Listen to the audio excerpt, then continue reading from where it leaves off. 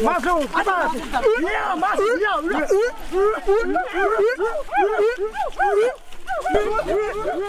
Kayu besi rawa sepanjang 17 meter ini disiapkan untuk membuat salib. Melihat panjangnya, timbul pertanyaan, siapakah yang akan disalib?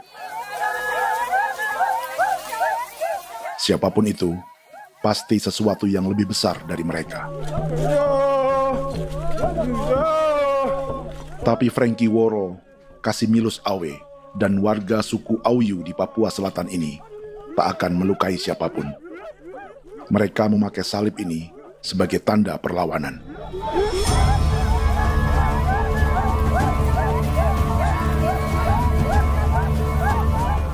Yang mereka lawan memang lebih besar,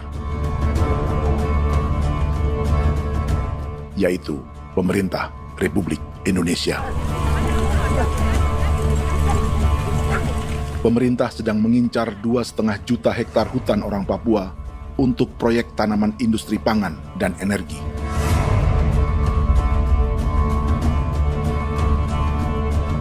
Ratusan kilometer dari salib orang-orang Auyu itu, orang Muyu sedang menyiapkan gerakannya sendiri. Tapi kali ini dalam bentuk sebuah pesta. Pesta yang disiapkan oleh marga Kimco Jinipju selama 10 tahun.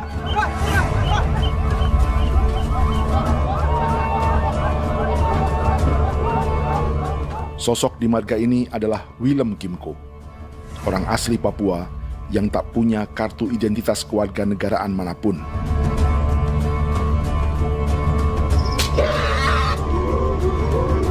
Pesta adat ini sudah cukup langka.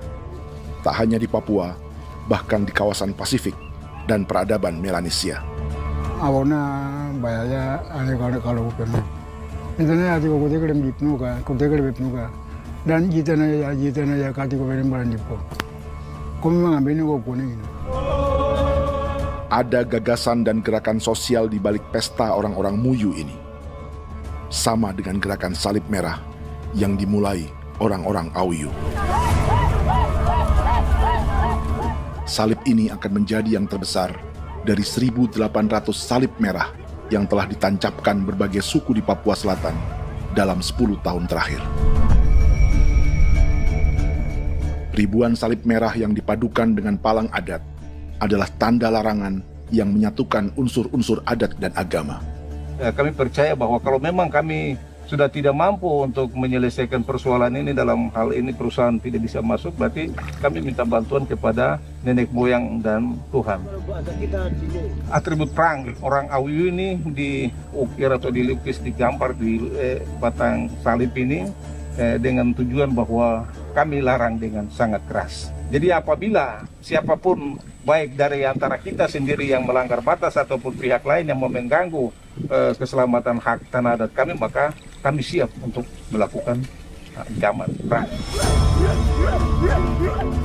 Salib-salib ini tidak ditancapkan di halaman-halaman gereja, melainkan di tanah dan hutan adat, di dusun-dusun sagu, dan di tempat-tempat yang disakralkan. Sebab 1.800 palang adat dan salib ini memang bukan semata tentang agama, tapi untuk mencegah negara dan perusahaan memasuki tanah dan hutan adat mereka. Papua bukan tanah kosong.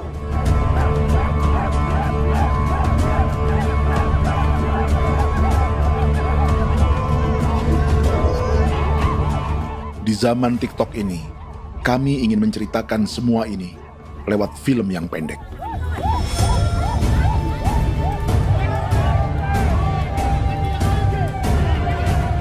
Tapi kami jelas gagal.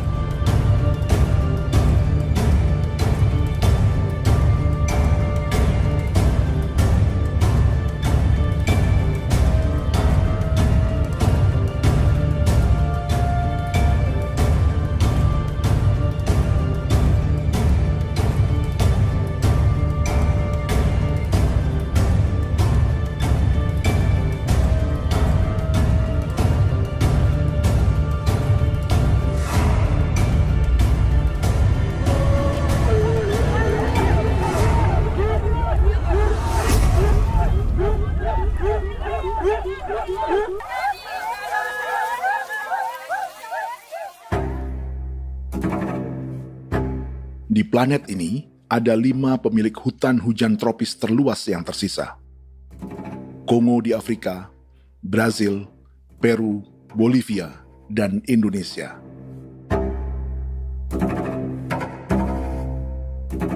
Di Indonesia, satu-satunya pulau yang hutannya masih terjaga adalah Papua, pulau terbesar kedua di dunia setelah Greenland. Lewat sejarah kolonialisme yang panjang, pulau ini kini dikuasai 2 negara. Bagian barat oleh Indonesia yang juga dikenal sebagai West Papua, dan bagian timur menjadi Papua Nugini. Dan tepat di perbatasan ini, di bagian Indonesia, sedang terjadi proyek pemusnahan hutan terbesar di dunia.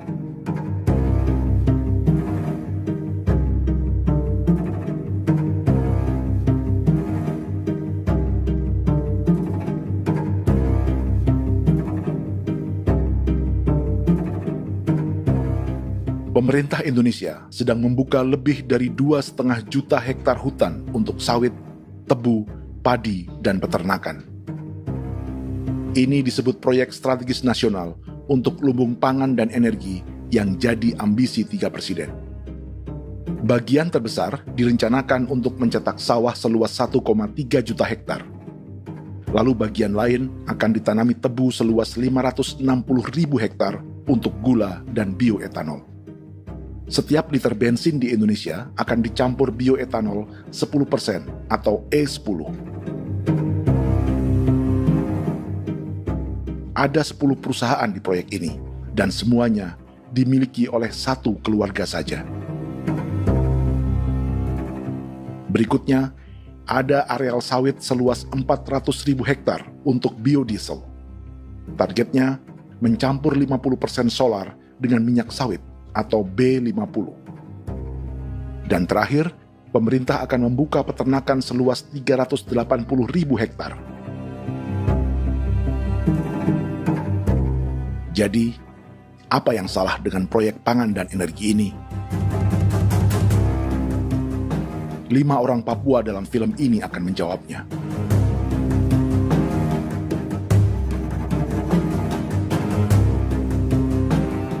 Yang pertama adalah Yasinta Moiwen dari suku Marin.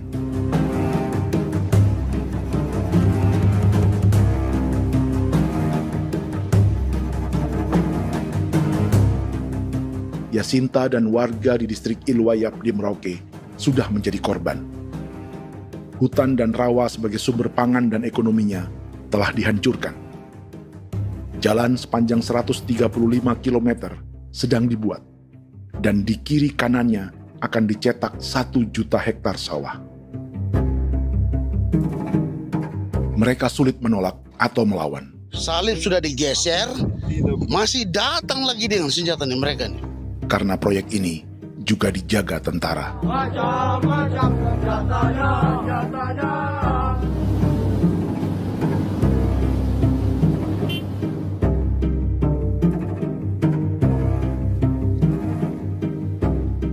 Yang kedua adalah Natalis Buer di distrik Tanah Miring, Merauke. Petani milenial ini merasa ditelantarkan. Sebab setelah hutannya diubah menjadi sawah, sebagian sawah-sawah ini tak tergarap. Orang asli Papua seperti Natalis tak punya modal untuk benih, pupuk, perawatan, hingga ongkos panen.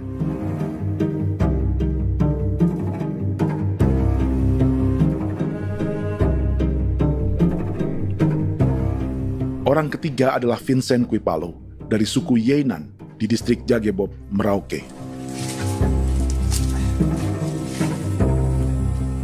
Vincent dan suku Ye sedang menjadi korban. Hutan adat orang-orang Ye sedang dihancurkan untuk perkebunan tebu dan bioetanol. Tanah mereka juga diincar untuk markas-markas militer, pasukan yang akan menjaga proyek pangan dan energi ini.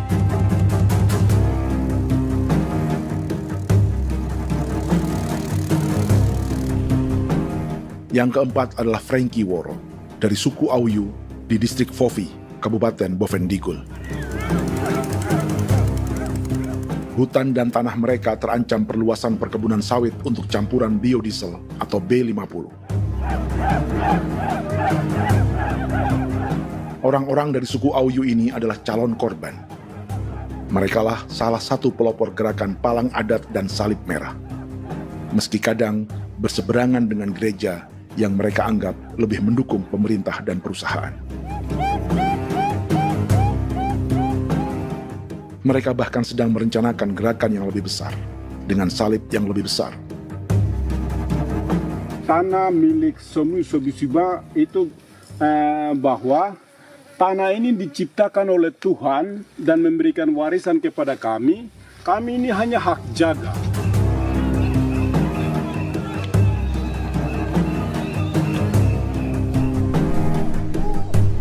Sosok kelima adalah Willem Kimco dari suku Muyu di Bovendigul.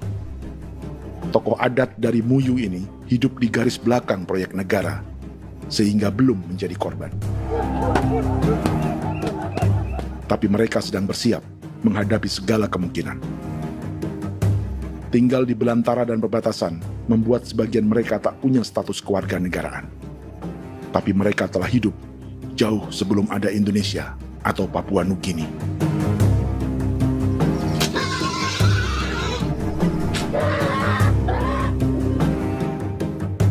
Kelimanya mewakili jutaan orang asli Papua yang sedang terancam eksistensinya. Jika kita merasa kepunahan peradaban Neanderthal di Eropa, Aztec dan Inca di Amerika, atau aborigin di Australia adalah sejarah masa lalu, film ini menceritakan bagaimana pemusnahan sebuah bangsa dan kepunahan sebuah peradaban sedang terjadi di masa hidup kita. Kepunahan bukan karena kerusakan lingkungan dan ruang hidup semata, juga karena dihantam 60 tahun operasi militer.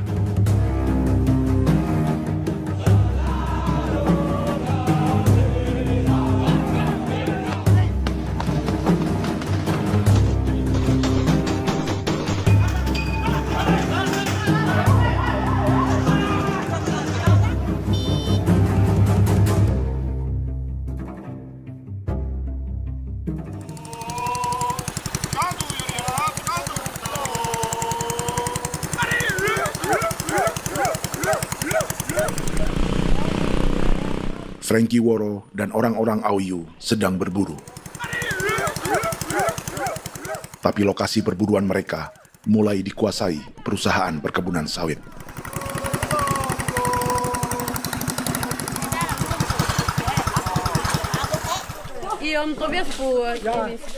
Kita akan menuju arah ke Inabusu. Di sana kami akan masuk di wilayah konsesi perusahaan PT Indo Asiana Lestari, dan di situ ya ada survei-survei mereka yang mereka pernah lakukan, tapi juga kami ada lakukan tanda-tanda sasi di sana.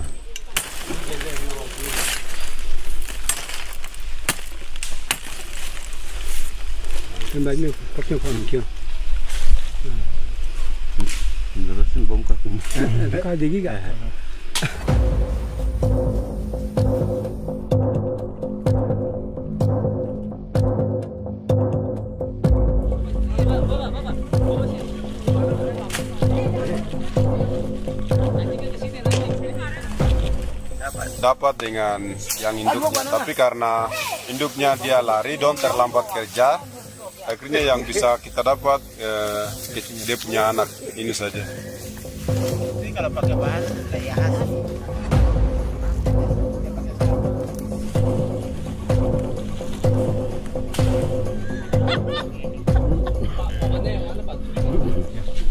Pohon ini pohon bitanggur, dia punya kayu ini kita biasa gunakan untuk kerja perahu, dan juga kulit depu getanya itu kita pakai untuk kerja ini, panah-panah ini lem, jadikan lem ini, panah-panah. Hutan ini adalah supermarket bagi suku Auyu. Juga lumbung pangan atau bank untuk menyimpan deposito kekayaan alam. Hutan juga tempat yang penuh dengan sejarah suku, situs budaya, dan tempat-tempat sakral. Inilah yang sedang mereka pertahankan dari incaran pemerintah dan perusahaan. Untuk semua alasan ini, mereka menancapkan ribuan salib merah.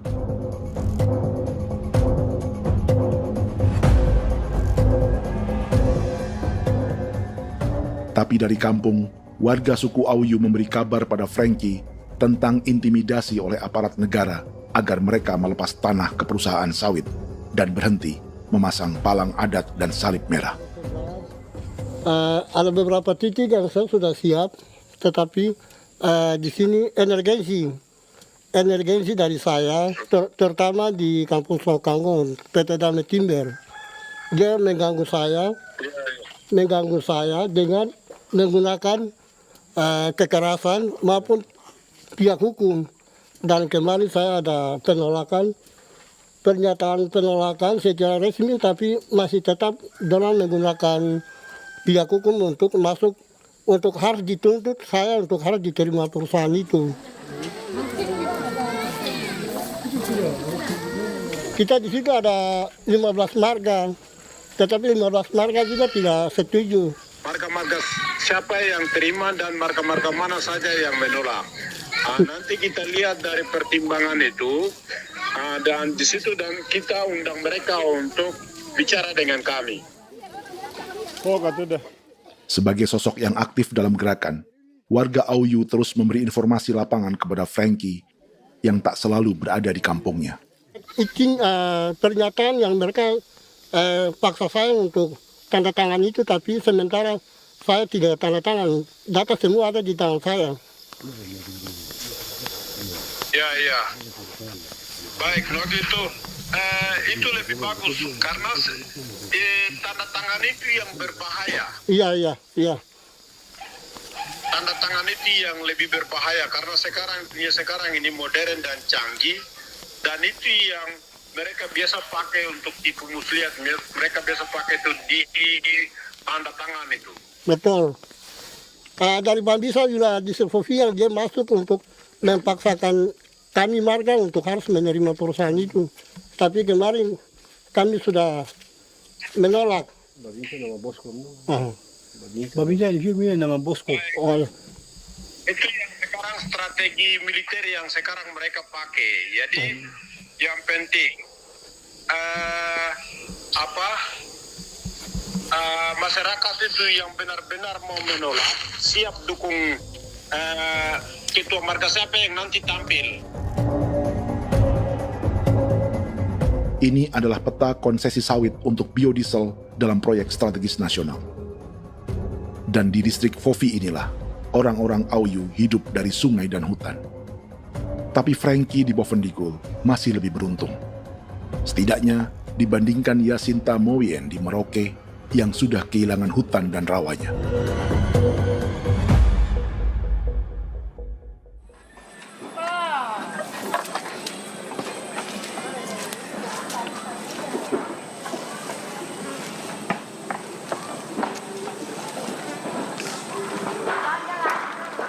Yasinta dari suku Marin adalah petani sayur di Kampung Wanam, distrik Ilwayap, Merauke. Memanfaatkan lahan yang ada, ia berkebun dan menjual hasilnya ke pasar kampung. Ini ekonomi warga di Wanam untuk menghasilkan uang, lalu memberi barang kebutuhan yang tak bisa mereka produksi sendiri. Tapi kehidupan sebenarnya ditopang oleh ekosistem hutan dan rawa. Inilah sumber pangan utama dan peradaban mereka.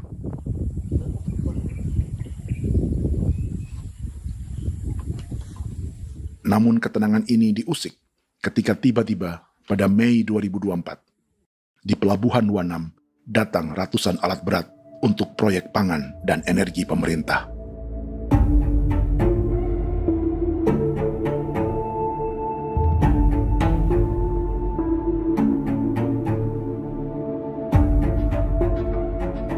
Kami masyarakat setempat kami tidak tahu. Kami kaget pagi-pagi kapal sudah ada di pelabuhan kami.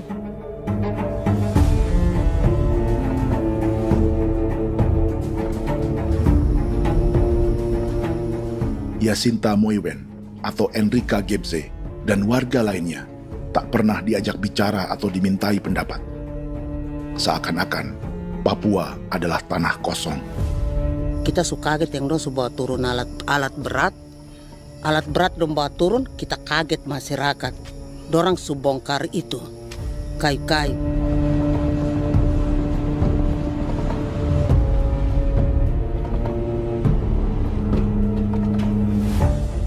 Bersamaan dengan alat-alat berat itu, juga berdatangan tentara Indonesia untuk mengawal proyek pembukaan hutan milik Jacinta.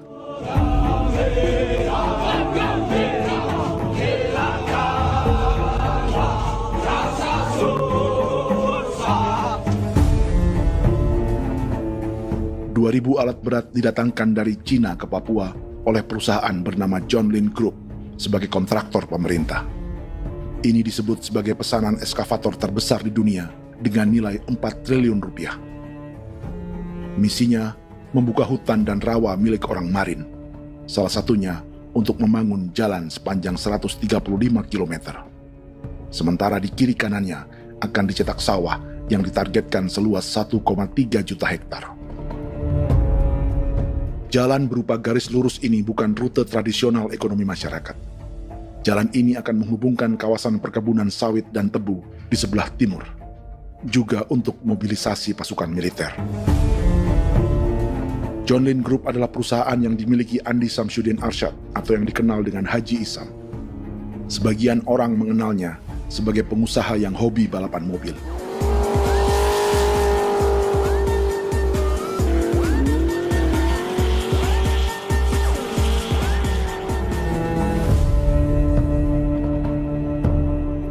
Tapi di Kalimantan, ia berbisnis batu bara, perkebunan sawit, pengolahan karet, penerbangan, perkapalan, dan biodiesel. John Lin Group kini juga menjadi pemilik perkebunan tebu dan pabrik gula terbesar di Indonesia.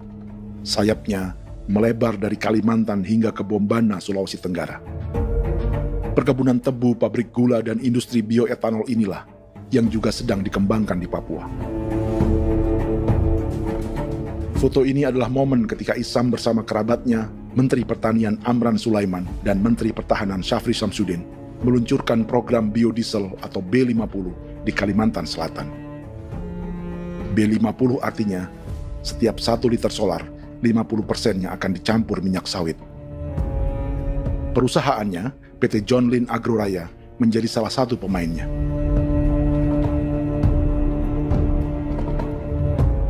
Sepanjang tahun 2025, saham PT John Lin Agroraya pernah naik hingga 700%.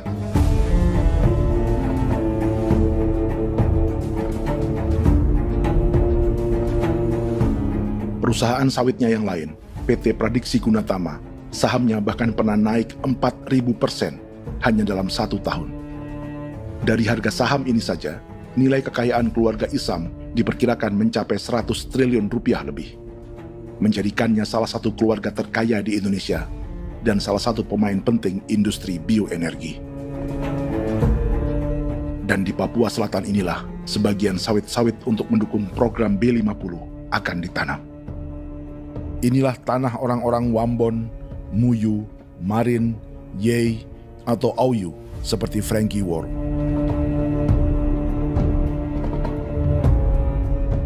Haji Isam pernah menjadi tim kampanye nasional Presiden Joko Widodo dalam pemilu 2019 saat melawan Prabowo. Bintang Mahaputra Utama diberikan kepada Saudara Andi Syamsuddin Arsyad. Beliau berjasa luar biasa dalam mendorong pertumbuhan ekonomi daerah maupun nasional. Setelah menjadi presiden, Prabowo memberi gelar kehormatan Bintang Mahaputra Utama pada Isam.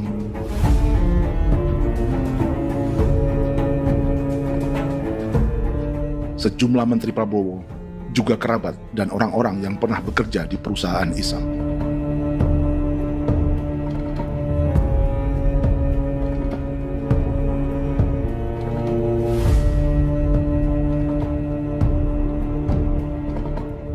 Lawan sebesar inilah yang sedang dihadapi Jacinta di kampung Wanam, Merauke.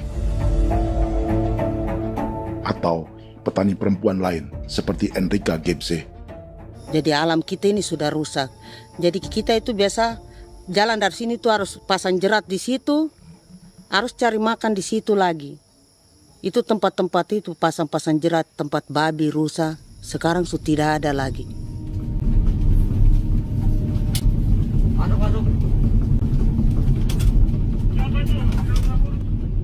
Rekaman ini memberi gambaran bagaimana Kasuari kehilangan rumah di bekas hutan dan rawa yang telah dibabat.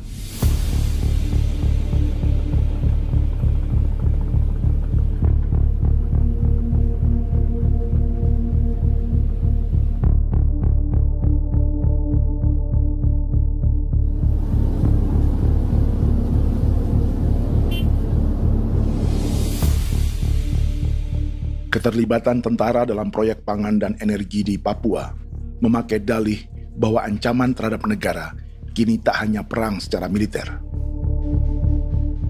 tapi juga melalui pangan dan energi. Kementerian Pertahanan pun terlibat karena proyek ini dianggap operasi militer selain perang. Jadi tugas kamu adalah menjaga sumber cadangan pangan nasional. Macam-macam senjatanya,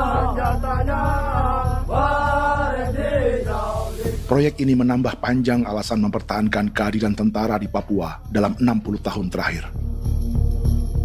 Saat ini, jumlah tentara Indonesia di Papua mencapai 56.000 personel, atau ada 1 tentara untuk setiap 100 orang Papua. Bandingkan dengan rata-rata nasional, di mana hanya ada 1 tentara untuk 696 penduduk Indonesia. Itu belum termasuk polisi. Artinya, 1 orang Papua dijaga lebih banyak senjata dari rata-rata penduduk Indonesia. Tanah dan hutan diambil secara sepihak untuk kepentingan pembangunan batalion dan bandar antariksa. Ini bentuk perampasan masyarakat. Penolakan kehadiran markas-markas militer terjadi di sejumlah tempat di Papua. Tak hanya karena trauma dan ketakutan, juga karena mengambil tanah-tanah adat.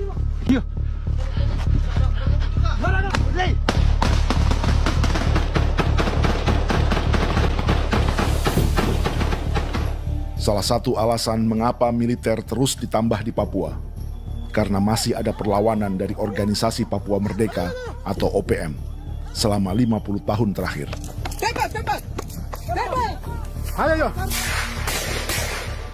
Tapi kekuatan militer OPM diperkirakan hanya 1.430 personel dan 360 pucuk senjata. Selebihnya, mereka menggunakan senjata tradisional.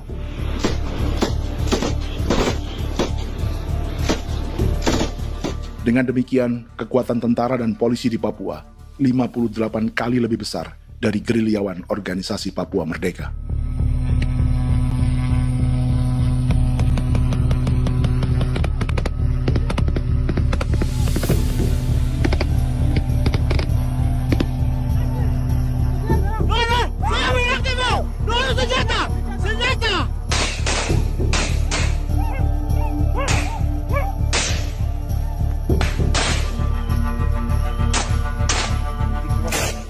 Sebagian tentara berada di garis depan pertempuran, tapi sebagian besar lainnya terlibat operasi non-tempur menjaga proyek pemerintah dan investor swasta. Seperti Batalion Infanteri Teritorial Pembangunan di distrik Jagebob, Merauke ini. Lokasinya bersebelahan dengan konsesi lahan tebu untuk gula dan bioetanol milik PT Murni Nusantara Mandiri. Baik perusahaan maupun markas militer, keduanya mengambil hutan milik suku Ye dari marga Kuipalo. Tapi dorong datang, tanam ini saja di sini, tanam papan nama ini. Victor Kuipalo menunjukkan apa yang terjadi. Jadi kita juga kaget ini. Nah, kalau ini papan nama ini memang, ini papan nama ditanam tapi bukan haknya mereka yang ini. Ini hak kami di sini, hak dusun kami, marga Kuipalo yang punya hak dusun ini. Setelah memasang patok, alat berat mulai bekerja untuk membangun markas militer di tanah orang Ye.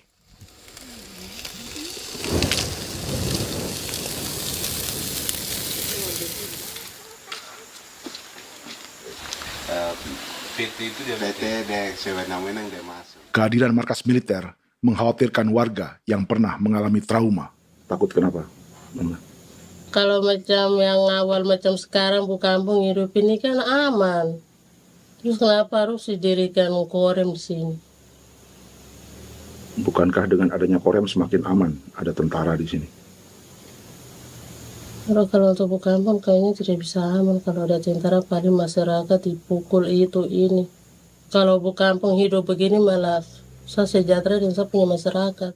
Apa pernah ada pengalaman buruk sebelumnya dengan tentara di daerah sini?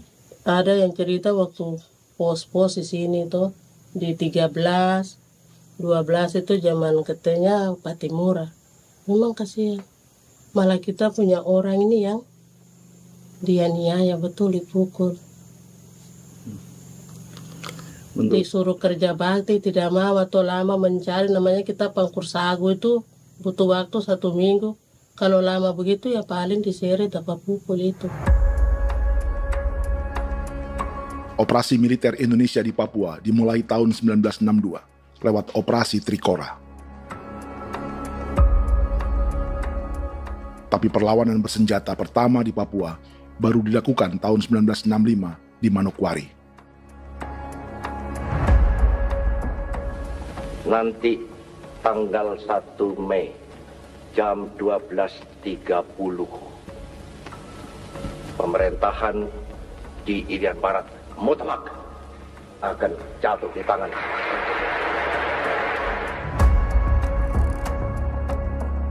Sejak itu, selama 60 tahun, operasi militer untuk menaklukkan Papua terus dilakukan. Salah satu operasi militer paling berdarah adalah Operasi Wibawa untuk memenangkan Indonesia dalam jajak pendapat tahun 1969.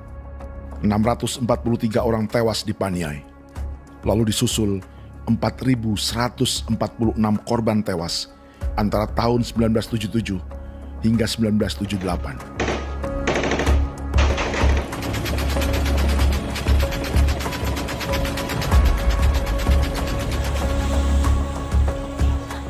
Operasi militer ini menimbulkan gelombang pengungsian hingga kini. Dewan Gereja Papua mencatat 103.000 orang menjadi pengungsi pada tahun 2025 dan nyaris tak diberitakan media-media Jakarta.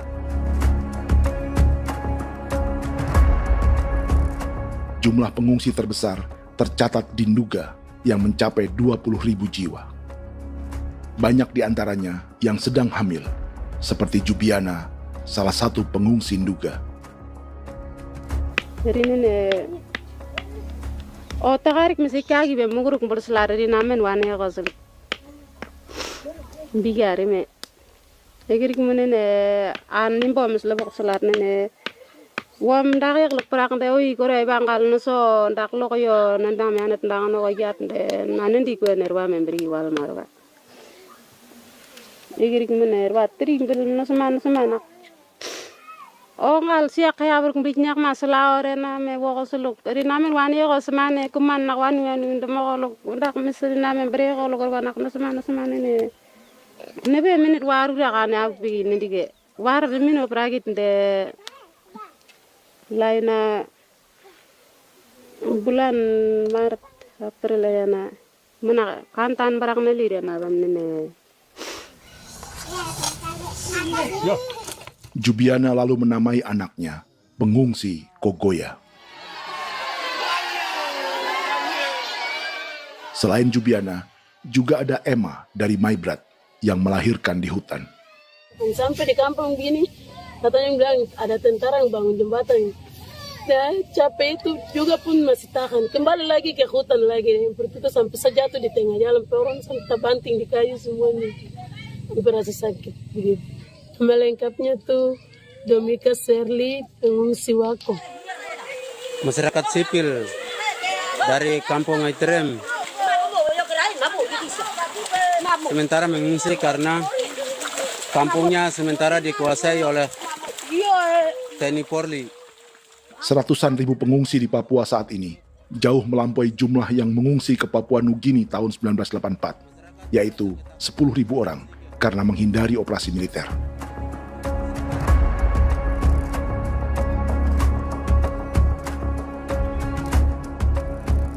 Bersamaan dengan operasi militer, eksploitasi sumber daya alam Papua juga dilakukan sejak masuknya tambang emas dan tembaga Freeport pada tahun 1967.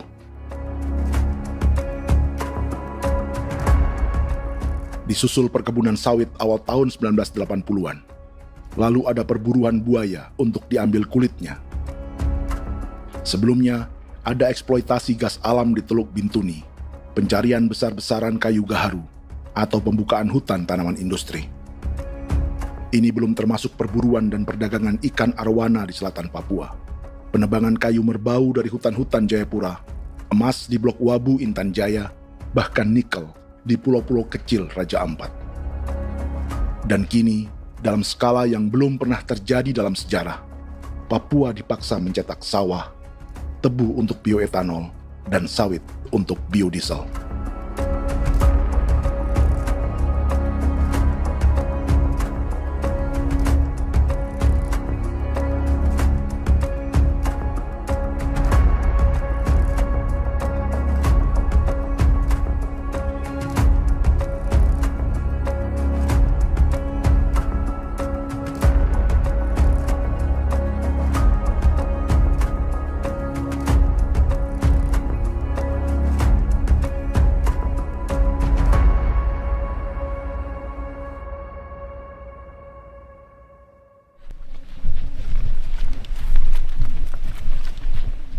Inilah yang sedang menimpa keluarga Vincent dan Victor Kuipalo di Merauke.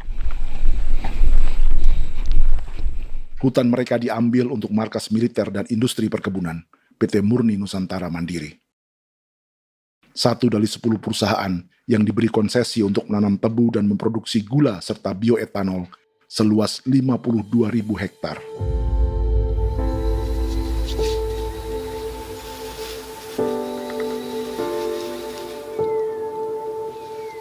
Perusahaan ini dianggap mengambil hutan dan tanah orang-orang Ye, terutama marga Kuipalo, yang memiliki hak adat terhadap 2.300 hektar hutan.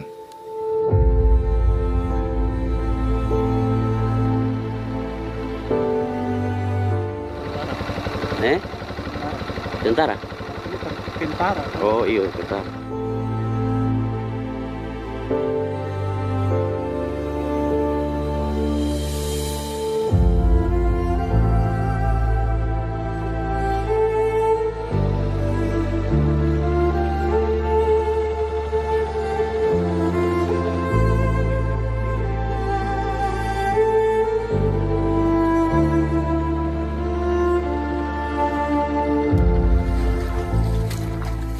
Keluarga Kuipalo sedang melihat apakah perusahaan semakin mengancam tanah mereka. Dan kekhawatiran itu terbukti. Iya, makanya tadi saya bilang ini dari sini saja dekat ini sudah masuk di dalam ujung lapang ini. Ini hutan, yang ini hutan yang orang ada bongkar sekarang ini. Ini sudah punya alat sudah dekat ini. Dekat sekali ini.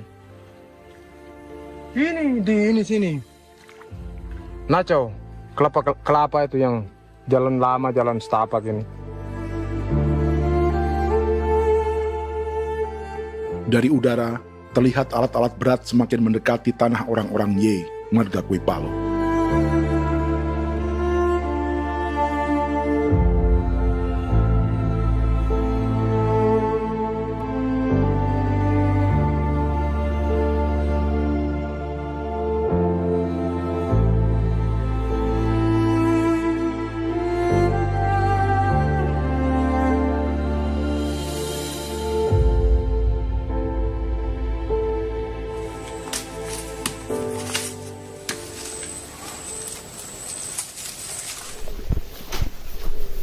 Keesokan harinya, Victor dan kerabatnya memberi tanda cat merah di pohon-pohon yang berada di batas tanah mereka.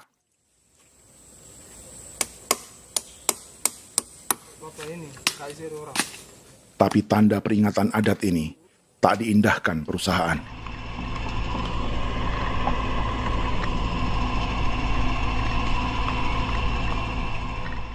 Dua bulan kemudian, perusahaan tetap memasuki tanah marga Kuipalo. Sama. Kami manusia, kau lihat. Tapi sudah sakit hati sekali saya katakan tadi. Ini sama baik kalau tak pikiran berubah lagi hari ini. Kami juga punya tangan, hanya beda rambut. Mister itu juga. Wah, buka. Tidak.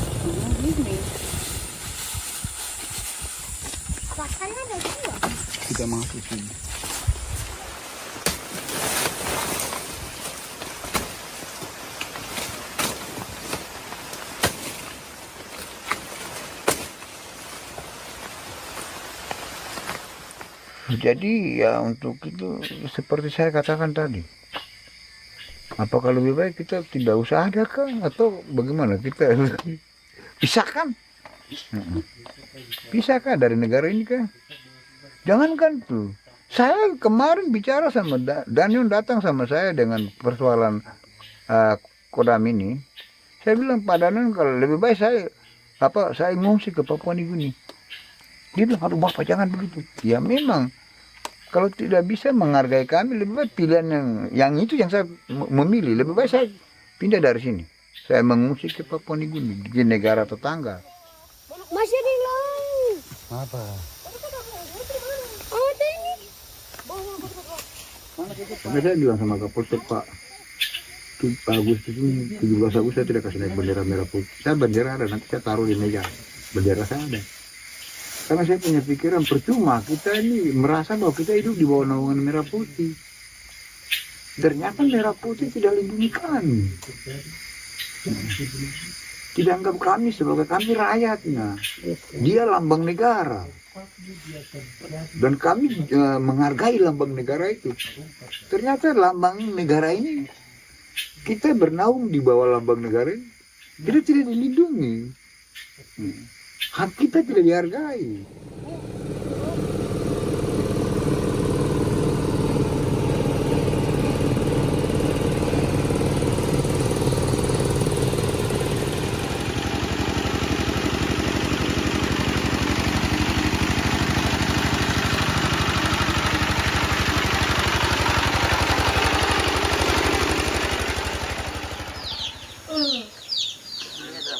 Marga Kuipalo dari suku Ye terus mendapat teror dan intimidasi agar melepas tanah mereka yang hanya dihargai Rp300.000 per hektar.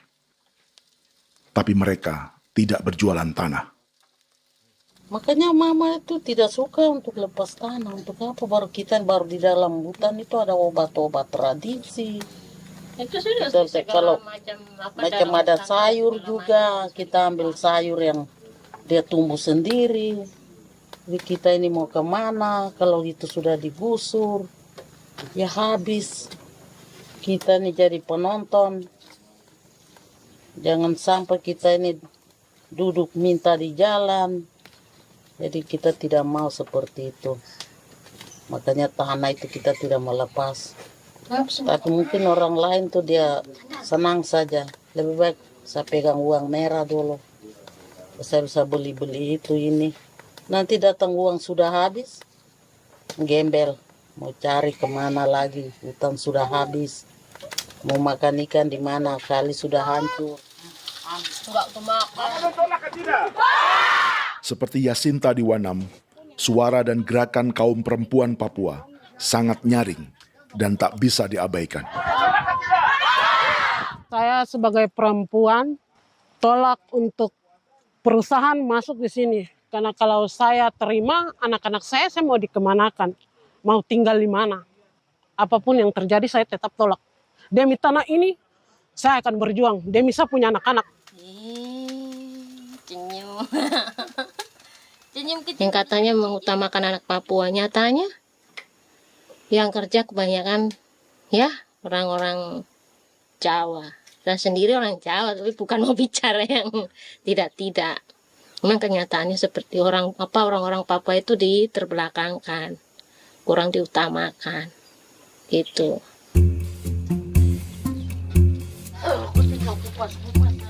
Proyek food estate seperti mencetak sawah, bukannya tak diikuti warga Papua.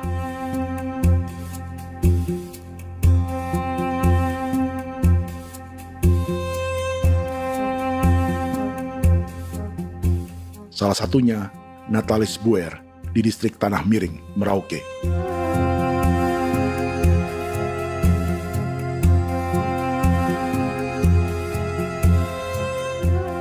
Setelah menghabisi hutan, pemerintah Indonesia mencetak sawah untuk tanaman padi karena beras mulai menjadi makanan pokok menggantikan sagu.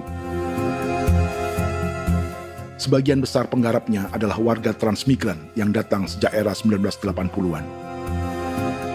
Bahkan petani transmigran sudah ada sejak Belanda membuka proyek padi kumbe di distrik Kurik. Lokasi yang sering jadi langganan pejabat Indonesia memamerkan sawah di Papua. Tapi Natalis juga ingin belajar menanam padi atau bersawah. Namun ia kesulitan karena dibutuhkan modal untuk benih, pupuk, hingga pemeliharaan dan panen. Lalu sawah-sawah ini pun mulai dikuasai pendatang.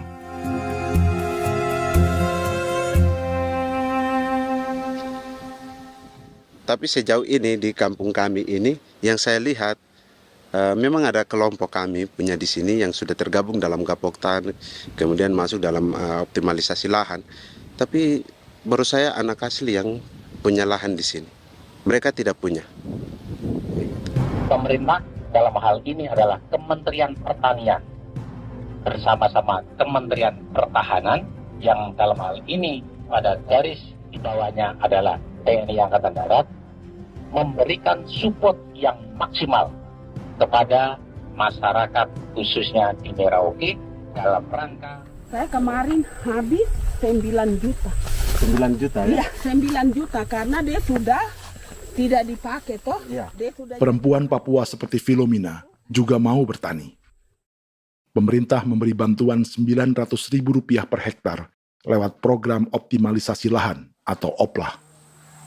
Tapi dibanding biaya produksi dan harga jual gabah, Filomina mengaku berkali-kali rugi dan kini memutuskan tak lagi menggarap sawahnya. Terus kita harus cari uang untuk kombek. Betul. Karung kita beli. Karung beri sendiri lagi. Tenda kita beli.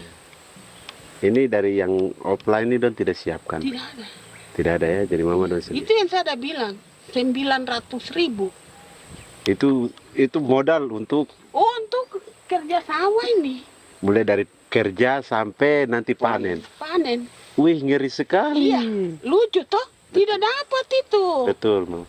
Dong pemangkut begini. Kalau disuruh tanam ubi berhektar-hektar, mari datang. Kita tahu cara rawatnya bagaimana, Iya. tanamnya bagaimana, tanam model bagaimana supaya hasilnya model begitu. Kita tahu. Kalau yang ini kan kita baru belajar. Sebagian hutan milik warga Senayu di Merauke sudah dibuka untuk sawah dan kebun tebu oleh PT Global Papua Abadi. Proyek pertanian ini dikerjakan oleh Kodim Merauke. Mereka melepas sebagian tanah karena ingin belajar bertani. Saya punya nenek moyang tidak ajar saya tanam padi. Tapi saya mau berubah. Generasi saya yang berikut ini besok lusa terus tidak bisa makan pisang, sagu. Ada apa? Namun program optimalisasi lahan yang dijanjikan dengan berbagai bantuan tak dirasakan Filomina. Obat rumput beli, obat padi beli, jonder kita bayar, bahkan bibit masih kurang, cari bibit lagi beli. Jadi saya memang kalau program pemerintah saya sama sekali saya tidak suka. Baku tipu saya.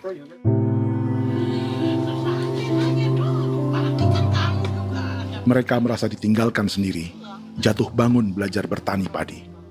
Sementara sumber pangan dan air yang semula mudah didapat, kini telah berganti sawah dan kebun tebu. Dulu kita masih bisa jalan, nanti masak di kali, pakai air kali. Minum pakai air kali. Sekarang, kok mau masak? Tidak ada air. Air sudah susu, mau minum tidak bisa. Sudah dengan obat. Drone semprot debu itu saja drone. Drone yang semprot. Saya lihat di itu. Jadi kita bukan drone yang terbang di atas untuk disemprot. Iya, ada semprot obat. Dong lempar pupuk di bawah ya dia mengalir ke kali. Mengalir ke kali, ke rawa-rawa.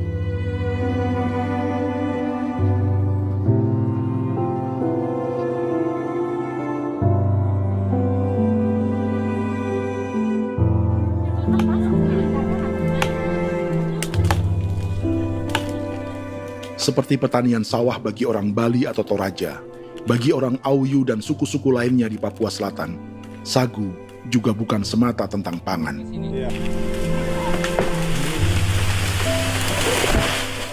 Bagi orang Auyu dan Marin, sagu adalah kerabat, sosok orang tua, sosok nenek moyang yang harus dijaga dan dilindungi.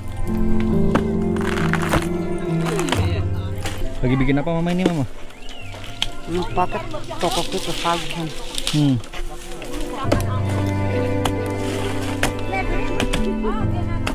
Kami diingatkan oleh leluhur, sagu itu tidak boleh digusur dan tidak boleh diganggu dengan cara apapun, dan di dalam rangka kepentingan apapun tidak boleh.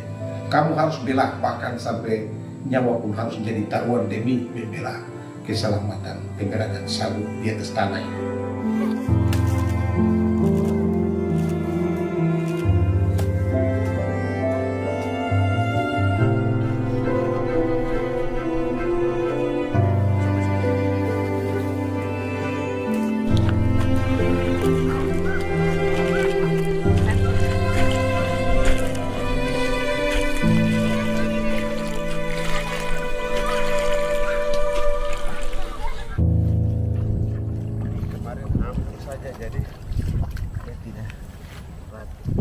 Menurut Natalis, pemerintah di Jakarta mendefinisikan lumbung pangan semata urusan beras dan mencetak sawah. Sebenarnya orang Papua itu bukan tidak bisa bertani. Kami tanam ubi itu bagian dari pertanian. Nah, pertanian yang dimaksud oleh pemerintah itu harusnya selalu itu kalau bisa pemerintah harus spesifikkan pertanian apa yang dimaksud, pertanian tanam padi atau pertanian tanam ubi, petasan dan lain-lain. Ini yang harus dispesifikkan dulu. Begitu, sehingga tidak menjustifikasi kami orang asli Marin bahwa kami tidak bisa bertani. Bukan. Kami buka kebun besar-besar di sana, bahkan bermeter-meter, ratus-ratus meter pakai sekop, bukan pakai ekskavator, tapi ini pakai skop. Itu pertanian, begitu. Bagi Natalis, alih-alih memaksimalkan sawah-sawah yang sudah ada untuk petani Papua, pemerintah selalu membuka hutan baru, seperti dikerjakan perusahaan John Lynn Group dan melibatkan tentara. Padahal, sejarah keterlibatan militer dalam proyek food estate atau cetak sawah adalah sejarah kegagalan yang bertubi-tubi 4 presiden selama 30 tahun terakhir.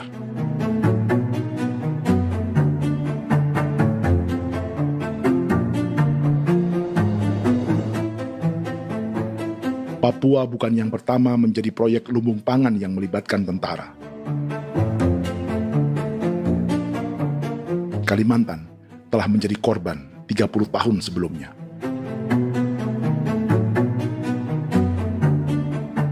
Ini adalah bekas hutan yang sudah dibuka di Pulang Pisau, Kalimantan Tengah. Tahun 1996, di era Presiden Jenderal Soeharto, ia menghabisi 1 juta hutan di lahan gambut untuk mencetak sawah demi memenuhi ambisi swasembada beras, bukan swasembada pangan. Hutan tropis Kalimantan dihabisi dalam skala yang belum pernah terjadi dalam sejarah. Di bawah rezim militeristik, tak ada yang berani melawan keinginan Soeharto, termasuk orang Dayak seperti Kuneng. Nggak bisa dihalangi itu. Nggak boleh dihalangi. Ya kalau ada kata-kata aja menghalangi, sudah kita diseret ke kepolisian dulu. Atau bisa langsung di PKI-kan? Iya, di PKI-kan gitulah. Jadi kita tuh nggak berani apa-apa dulu tuh. Apa maunya aja. Misal bilangnya A. Setahun setelah pengundulan hutan skala besar itu, tahun 1997, untuk pertama kalinya Kalimantan mengalami kebakaran lahan dan kabut asap terbesar dalam sejarah.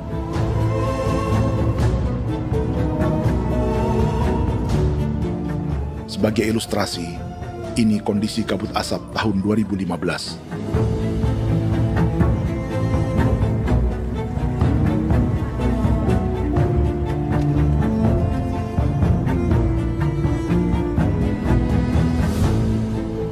Proyek 1 juta hektar sawah Jenderal Soeharto itu gagal. Bendungan dan saluran irigasi mangkrak hingga kini. Mei 1998, rezim Soeharto tumbang, 2 tahun setelah ia menumbangkan jutaan hektar pohon di Kalimantan. Setiap tahun, lokasi ini menyumbang kebakaran dan kabut asap yang merugikan jutaan orang. Sawah yang berhasil di Kalimantan justru bukan sawah yang dibangun Jenderal Soeharto, melainkan yang dirintis para transmigran sejak era 1980-an. Sawah-sawah inilah yang ikut digarap oleh militer di era Presiden Joko Widodo. Dan hasil dari proyek food estate Presiden Jokowi itu sama sekali jong nih, nggak ada harapan lagi sudah seperti ini. Tapi Jokowi terus memperluas area food estate hingga 16.000 hektar. Presiden Jokowi juga menyerahkan urusan lumbung pangan ini kepada Prabowo yang saat itu menjadi Menteri Pertahanan. Salah satunya di Kabupaten Gunung Mas, Kalimantan Tengah, untuk membuka perkebunan singkong seluas 31.000 hektar. Food Estate Singkong Jenderal Prabowo ini dimulai dengan membuka 600 hektar hutan di Tawai Baru. Proyek singkong untuk bioetanol ini pun dijaga tentara. Dan seperti Jenderal Soeharto, proyek Jenderal Prabowo ini pun gagal.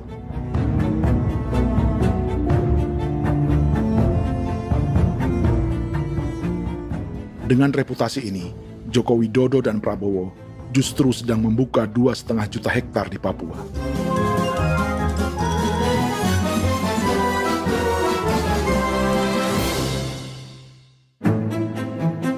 Setelah Jenderal Soeharto, Presiden Jenderal Susilo Bambang Yudhoyono juga mencoba membuka food estate di Papua sejak tahun 2010. Namanya Merauke Integrated Food and Energy Estate atau MIFE. Proyek ini juga gagal. Lalu di lokasi yang sama, Jokowi berusaha meneruskan dengan proyek mencetak sawah 1,2 juta hektar yang juga gagal.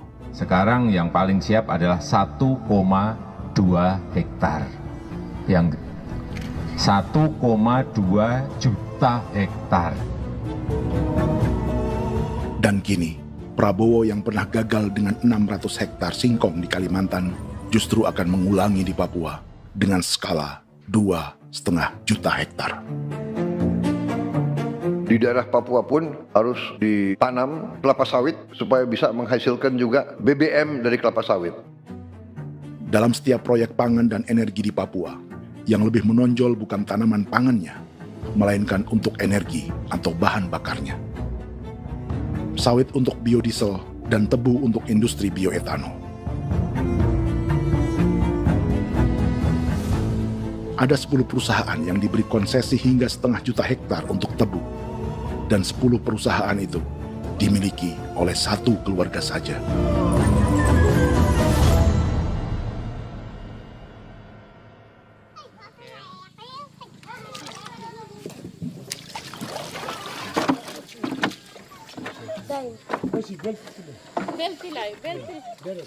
Para perempuan Auyu di Bovendigul akan berangkat memancing. Priska Beni membantu menyiapkan perahu.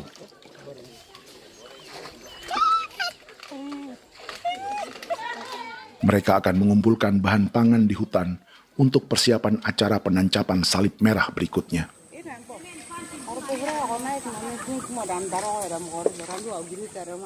Priska sudah mengambil posisi memancing.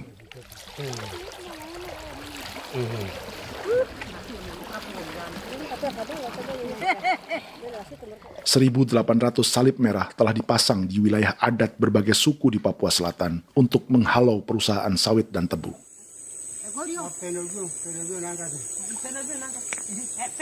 Maria Tebung yang paling muda datang membawa hasil. 2 ekor ikan gastor alias gabus toraja. Sebagai generasi Z, pendidikannya sampai sekolah dasar. Di perusahaan perkebunan seperti sawit atau tebu, ijazah SD hanya bisa menjadi buruh kasar. Tapi ia tak tertarik. Karena kita hidup itu dari alam, kita pancing, juga di darat, bawa anjing, terus bikin pagar sagu, dapat babi, bawa baru kita makan. Jadi kita tidak mau perusahaan masuk. Sementara Priska Beni masih mencari peruntungan. Tapi baginya, menjadi nelayan di Sungai Fofi masih lebih baik daripada bekerja 9 tahun di perkebunan sawit. sudah pengalaman, jadi kita tidak mau lagi. Sudah berapa lama ketika kerja itu? Selama di sana. 9 tahun di sana. 9 tahun? Saya baru pulang dari perusahaan. Selama 9 tahun kerja di sawit, bisa punya rumah kah? Atau Tidak. motor kah? Tidak. Johnson kah? Tidak. Cuma makan saja. Pendapatan juga kan tidak lebih. Habis dimakan.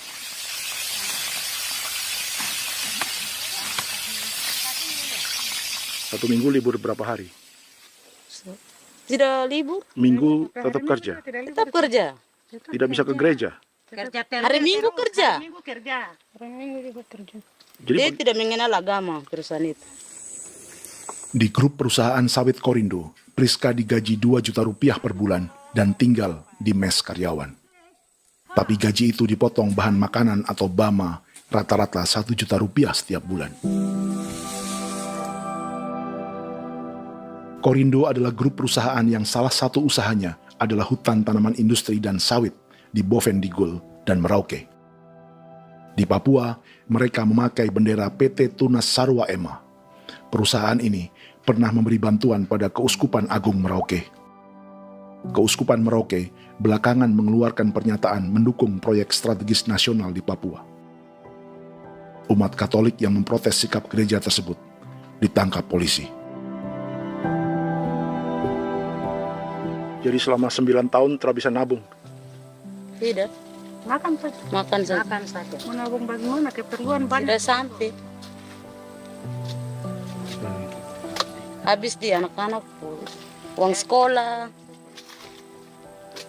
Uang 1 juta itu mana sampai. Mau nabung juga tidak cukup. Sudah pengalaman, jadi kalau di sini perusahaan mau masuk tidak.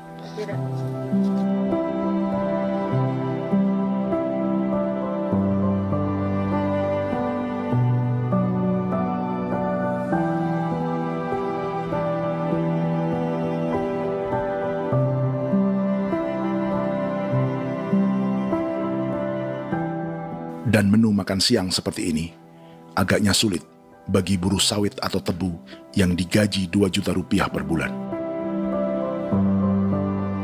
Generasi Z seperti Maria Tebung atau generasi milenial seperti Priska Beni punya matematika ekonominya sendiri. Sawit untuk biodiesel atau tebu untuk bioetanol tak akan ada bedanya bagi mereka.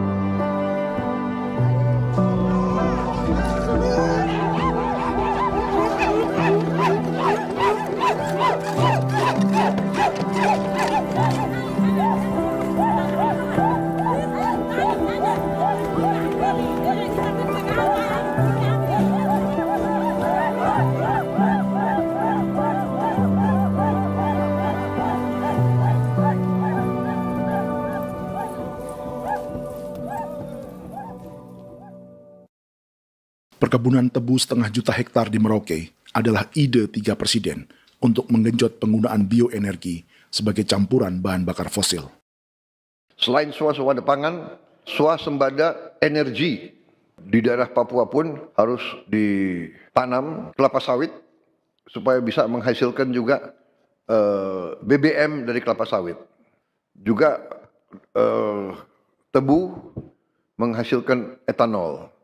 Singkong, kasava juga untuk menghasilkan etanol. Bioetanol adalah bahan bakar nabati atau tumbuhan yang dapat dicampur dengan bensin. Sama dengan program biodiesel yang mencampur solar dengan minyak sawit. Pertamina saat ini sudah menjual BBM bioetanol dengan campuran 5% yang dipasarkan dengan merek Pertamax Green 95. Tapi pemerintah ingin menaikkan kadarnya menjadi 10% atau E10. Maka ke depan kita akan mendorong untuk ada E10 Kemarin malam sudah kami rapat dengan Bapak Presiden. Bapak Presiden sudah menyetujui untuk direncanakan mandatori 10% etanol. Idenya untuk mengurangi ketergantungan pada bahan bakar fosil yang diimpor dan menimbulkan polusi.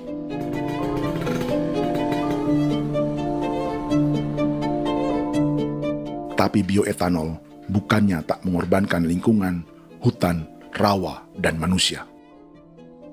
Karena program E10 membutuhkan 7,3 miliar liter bioetanol, maka lahan yang dibuka untuk menanam tebu bisa mencapai 1,3 juta hektar. Sementara saat ini, luas perkebunan tebu di Indonesia hanya 500 sampai 600 ribu hektar.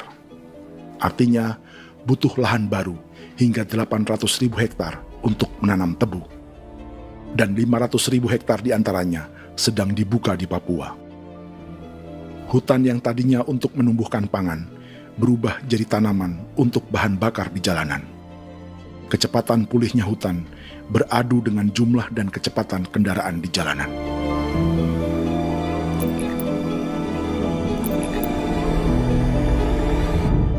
Dahaga terhadap energi tak pernah bisa dipuaskan.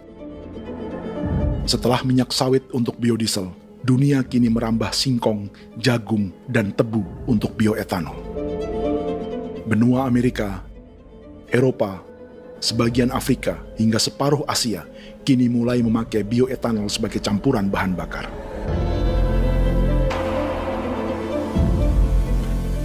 Selain perebutan lahan, masa depan dunia juga dibayangi semakin mahalnya harga pangan karena persaingan antara perut manusia dengan tangki kendaraan. Ini adalah lokasi perkebunan tebu dan bioetanol PT Murni Nusantara Mandiri yang mengancam tanah Vincent Quipalo dan orang-orang Ye di Merauke. Beberapa kilometer di selatan adalah PT Global Papua Abadi yang mengancam tanah orang-orang Muyu dan Marin. Dua perusahaan ini adalah bagian dari 10 perusahaan yang mendapat konsesi lahan untuk tebu dan bioetanol di Merauke. Batas konsesi mereka bahkan sama dengan batas negara Indonesia dengan Papua Nugini. Salah satu ciri bahwa peta konsesi ini dibuat di Jakarta dari atas meja. Sama seperti kolonial Inggris dan Belanda ketika mereka membagi Pulau Papua dengan garis lurus pada abad 19. Seakan Papua adalah tanah kosong. Bedanya, meski peta konsesi ini mengatur batas 10 perusahaan, tapi perusahaan-perusahaan ini sebenarnya dimiliki oleh satu keluarga saja. Ini nama 9 dari 10 perusahaan tebu dan bioetanol di Merauke, Papua.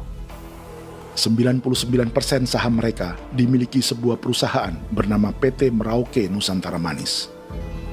Sementara 1% sisanya dimiliki PT Merauke Gula Mandiri. Tapi saham kedua perusahaan ini dimiliki PT Merauke Sugar Group. Dan perusahaan ini 90% sahamnya dimiliki pengusaha bernama Angelia Bonaventure Sudirman serta perusahaan bernama Zico Trust dan Resource Harvest. Lalu 10% lainnya dikuasai PT Papua Energi Abadi yang pemiliknya adalah Dudi Christian dan Angel Madeline. Sekarang, mari kita lihat siapa mereka. Angelia Sudirman adalah keponakan dari salah satu konglomerat sawit Indonesia, Martias Fangiono. 9 perusahaan di Papua ini berada di bawah bendera Merauke Sugar Group. Dan Merauke Sugar Group hanya satu dari 7 grup perusahaan milik keluarga Fangiono.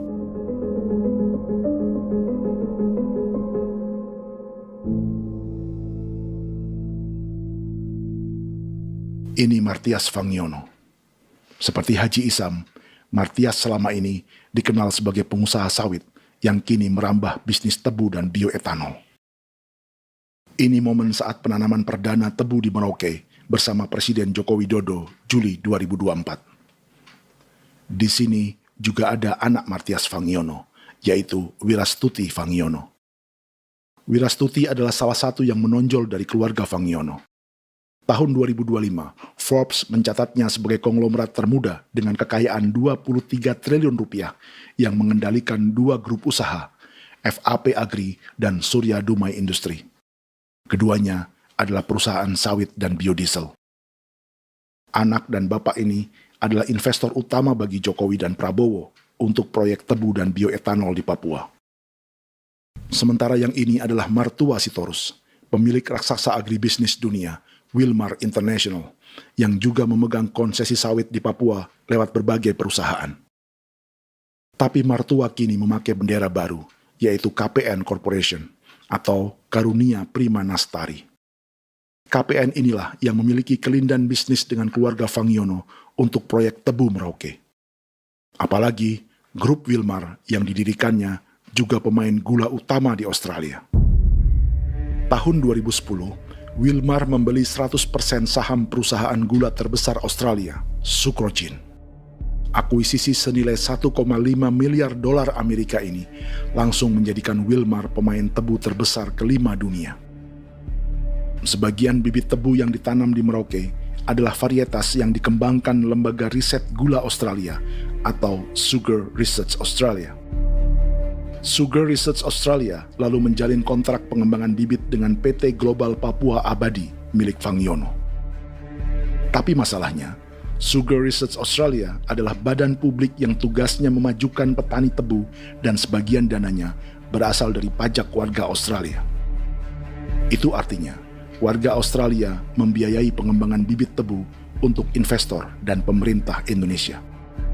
Dokumen ini menunjukkan bahwa lembaga yang dibiayai warga Australia itu pernah memiliki kontrak penyediaan bibit dengan PT Global Papua Abadi milik keluarga Fangiono. Kontrak itu baru berakhir pada November 2024. Artinya, saat Presiden Jokowi dan keluarga Fangiono menanam bibit tebu pada Juli 2024 ini, kontrak itu masih berlaku. Nama lain dalam keluarga ini adalah Siliandra Fangiono, yang pada tahun 2024 dijuluki Raja Sawit Termuda dengan kekayaan 39 triliun rupiah dalam catatan Forbes. Ia mengendalikan grup First Resources. Secara umum, keluarga Fangiono memiliki 20 perusahaan di Sumatera, 32 perusahaan di Kalimantan, 1 di Jakarta, 2 di Singapura, dan 25 perusahaan di Papua. Di Papua, perusahaannya tersebar dari Sorong, Mapi, hingga Merauke. Para politikus dan pejabat Indonesia terus membesarkan konglomerasi, meski Martias Fangiono pernah divonis 1,5 tahun penjara karena kasus pembalakan liar dan kebun sawit ilegal tahun 2007.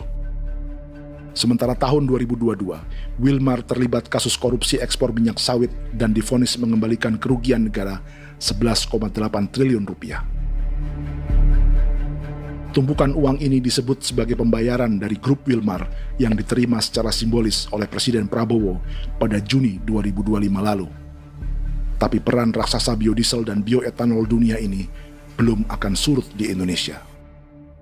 Bahkan sebaliknya. Sebuah dokumen presentasi bisnis dari Wilmar International Limited pada tahun 2010 ini bisa menjadi petunjuk. Presentasi ini bagian dari proses pembelian 100% saham raksasa tebu Australia, Sucrogin. Dalam presentasi ini, Wilmar mengaku ditawari konsesi lahan 200.000 hektar di Papua, atau dulu disebut Irian Jaya, untuk menanam tebu. Dengan penerbangan hanya 2,5 jam dari kantor Sucrogin di kota Townsville ke Merauke, Wilmar akan mengawinkan bisnis gula dan bioetanolnya menjadi pemain dunia. Dan lokasi yang diincar oleh Wilmar adalah distrik Ilwayap di Merauke, kampung halaman Yasinta Moiwen. Dan persis disinilah, 14 tahun kemudian, ribuan eskavator John Lynn Group milik Haji Isam mulai membuka hutan sebagai kontraktor pemerintah. Presentasi dan gagasan ini dibuat oleh Wilmar pada Juli tahun 2010. Sebulan kemudian, Agustus 2010, pemerintah Presiden Susilo Bambang Yudhoyono meluncurkan proyek Lumbung Pangan dan Energi Merauke atau Merauke Integrated Food and Energy Estate. Targetnya membuka lahan 1 juta hektar dalam 5 klaster yang masing-masing 200.000 hektar. Angka yang sama dengan presentasi Wilmar. 5 tahun kemudian, 2015, giliran Presiden Joko Widodo yang mau melanjutkan proyek pangan dan energi 1,2 juta hektar. Menjelang pensiun sebagai presiden, Jokowi kembali menggencarkan proyek ini dan melibatkan Prabowo sebagai Menteri Pertahanan. Jokowi lalu mendukung Prabowo sebagai presiden berpasangan dengan anaknya, Gibran Rakabuming Raka sebagai wakil presiden. Kini, setelah menjadi presiden, giliran Prabowo yang melanjutkan proyek bioetanol dan biodiesel dengan memobilisasi militer dan melibatkan pejabat-pejabat yang juga para elit partai koalisinya.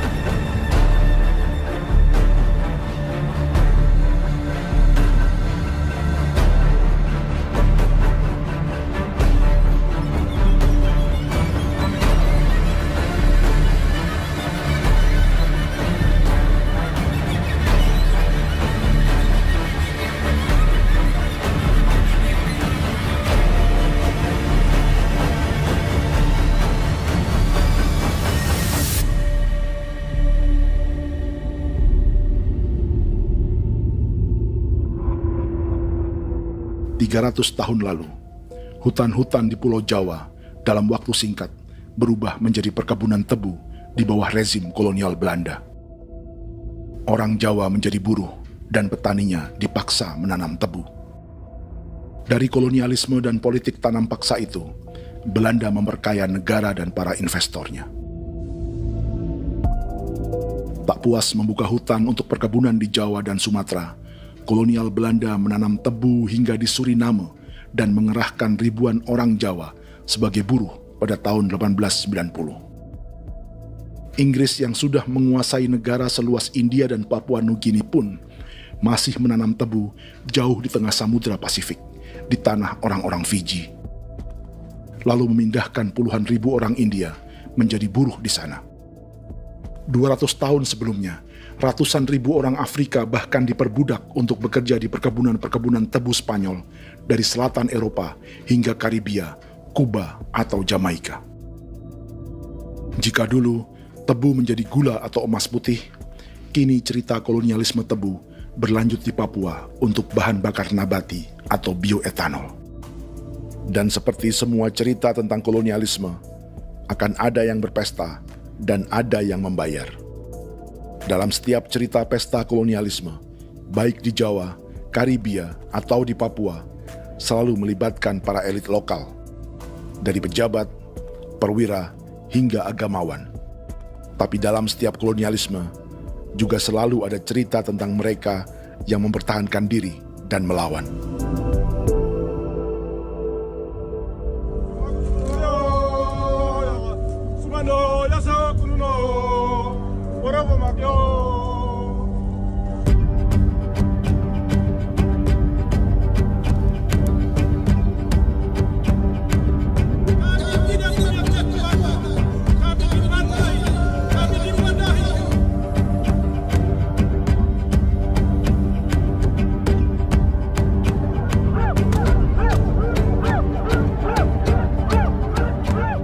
Dalam sejarah Gereja Katolik banyak pemimpin-pemimpin yang adalah tanda petik itu adalah Judas juga.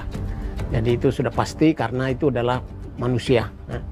Satu sisi sebagai manusia dalam perjalanan digoda, apalagi ada dalam posisi-posisi jabatan ya mungkin banyak tawaran-tawaran lain, lalu disitulah terjadi pergeseran keberpihakannya kepada misi gereja tadi itu untuk umat, untuk mereka yang tertindas.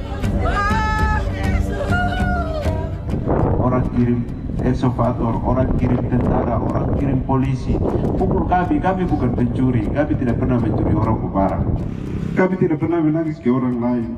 Kami tidak pernah menangis ke kita bapak mama, kami menangis kepadamu. Tuhan kami lemah. Ibu tidak tahu. Dia kata, ini hijau cikui. Orang lain datang ke bangsa kami, ke wilayah kami untuk kasih habis kami.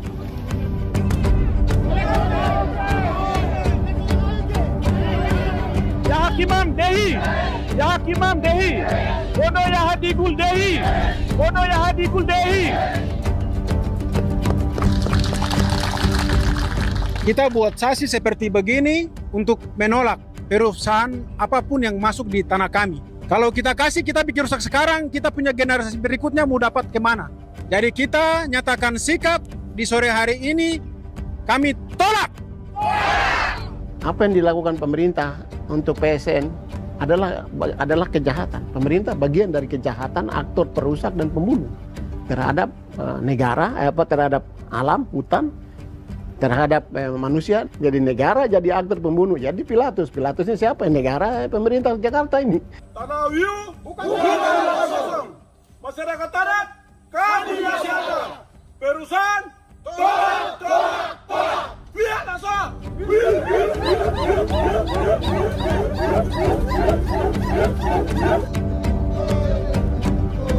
Jika tanah adat dan hutan adat hilang, kami mau hidup di mana?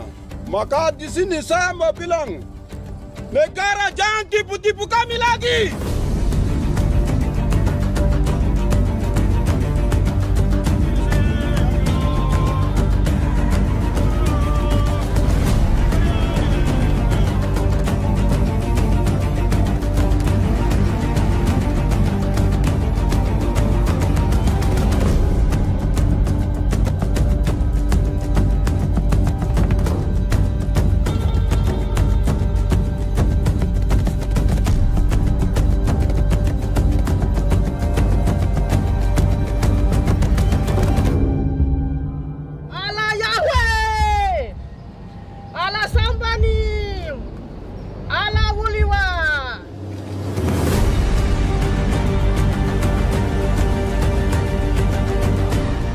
Kalau kami dianggap orang Papua itu bagian daripada Republik ini, tolong hargai kami.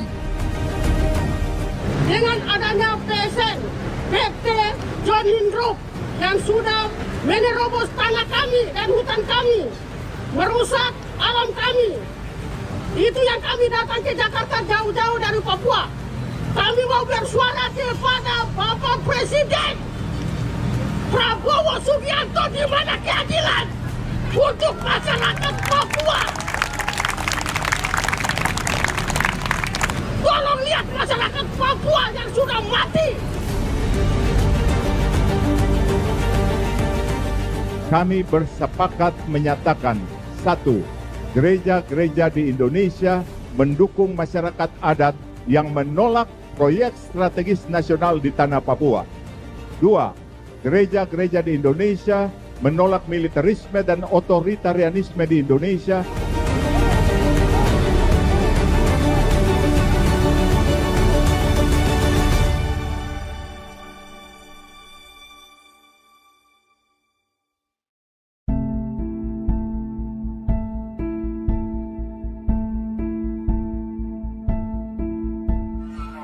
Kita sering merasa banyak hal buruk sudah jadi cerita sejarah.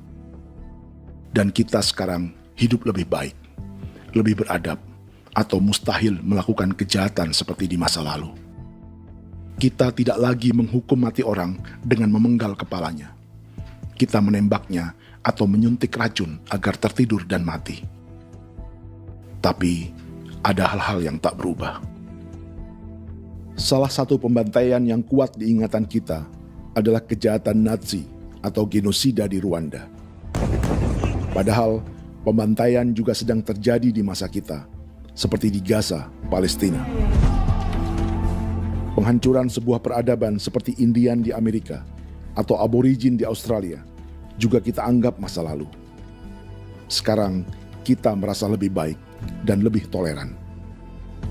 Padahal proses penghancuran bahkan pemusnahan yang sama sedang terjadi terhadap bangsa Melanesia di Papua. Begitu juga dengan praktik kolonialisme. Kita merasa penjajahan seperti dilakukan Portugis, Inggris, atau Belanda sudah menjadi sejarah. Dan Indonesia tidak mungkin menjajah. Padahal itulah yang sedang terjadi dan dirasakan di Papua.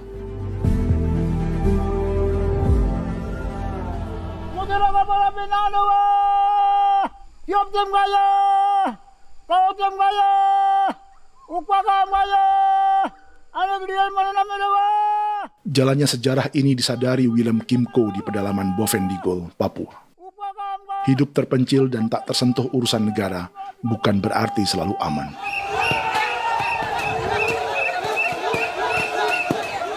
Untuk sampai di tempat ini, orang-orang Muyu menempuh 2 hari berjalan kaki mengarungi hutan, lembah, dan sungai. Termasuk mereka yang datang dari perbatasan Papua Nugini. Mereka berkumpul untuk memenuhi undangan pesta adat yang disebut Awon Atat Bon atau Pesta Babi. Yang mengundang adalah marga Kimco Jinipjo. Yang dituakan di marga ini adalah Willem Kimco. Ia tak punya kartu tanda penduduk dan kewarganegaraan manapun, baik Indonesia atau Papua Nugini. Tahun 1984, 10.000 orang Papua, terutama suku Muyu, mengungsi ke Papua Nugini untuk menghindari operasi militer Indonesia, termasuk Willem Kimco.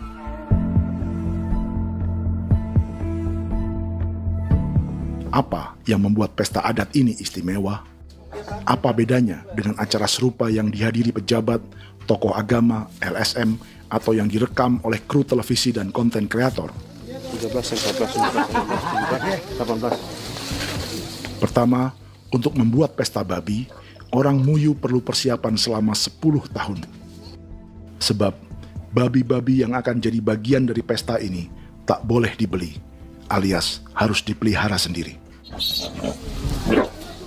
Babi-babi ini bukan bantuan pejabat pemerintah, gereja, atau LSM.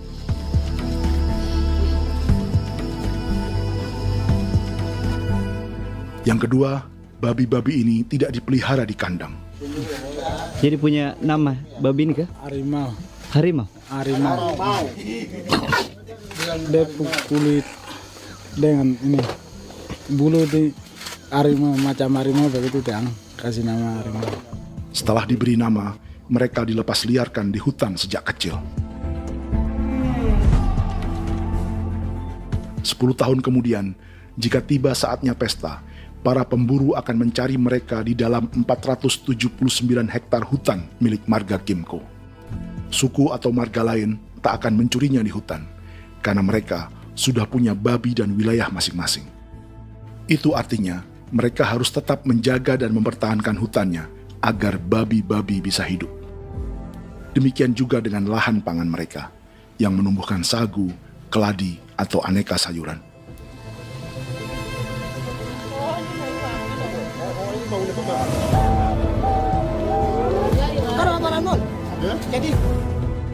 Yang ketiga, dalam Awon Atat Bon atau pesta babi, binatang ini tidak dimakan secara gratis. Setiap marga atau klan dalam suku Muyu akan membayar jerih payah tuan rumah menjaga hutan dan memelihara babi.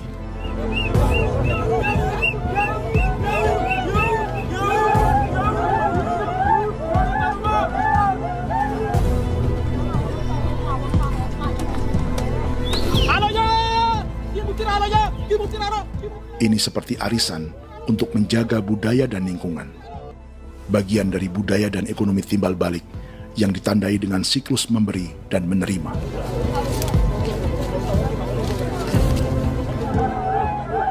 Ini juga cara orang Muyu membangun dan memperluas aliansi.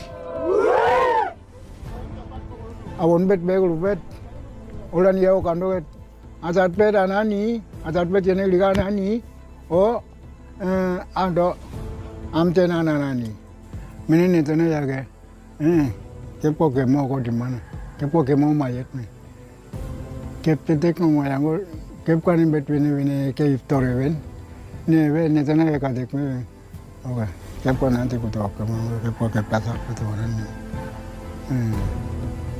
kene man gini wani wanjo, koko kati bolon jaben, koko kuning bolon jaben. Jika Willem Kimco dan marganya bisa menjaga hutan dan wilayahnya, marga lain ikut diuntungkan sebagai sebuah ekosistem. Demikian juga sebaliknya. Alasan keempat, mengapa pesta babi ini memiliki tempat khusus dalam peradaban orang Muyu, karena Willem Kimco khawatir peradaban mereka akan punah, menyusul ancaman terhadap ekosistem dan hutan. setiap marga atau klan harus mengkonsolidasi diri dan membangun aliansi.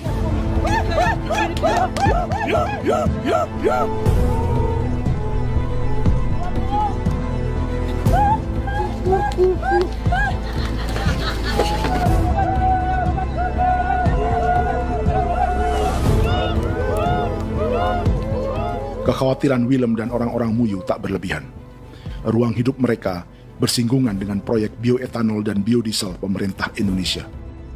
Mereka juga tahu apa yang telah dan sedang menimpa suku lain seperti Auyu di Bovendigul atau Yainan dan Marin Anim di Merauke.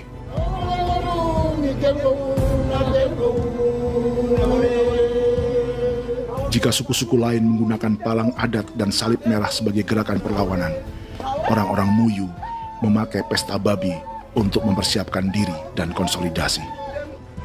Sebab, berbeda dengan saat mengungsi tahun 1984, kali ini yang datang ke tanah orang-orang Muyu tak hanya tentara, juga alat-alat berat bersama para pebisnis pangan dan energi. Awan